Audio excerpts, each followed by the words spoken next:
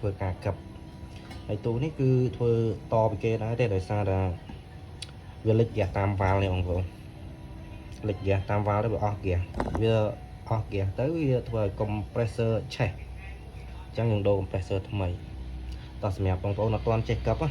ឬក៏អ្នកដែលមិនហ៊ានកັບមកពីរបៀបកັບទាំងអស់គ្នាហើយកັບទៅបងប្អូនអត់មានតែឆាបស្អីទេបងប្អូនគ្រាន់តែកັບតយោនេះឲ្យជិតមកហើយកុំប្រេស័រវាកំពុងតារ៉ាន់ណានេះក្តៅ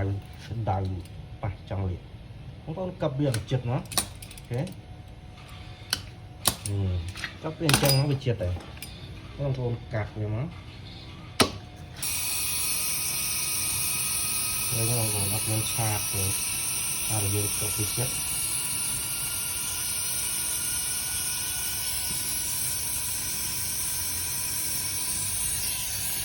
ឡើងមកគឺអូខេហើយអត់ចាញ់ក្នុងមកគឺចិត្ត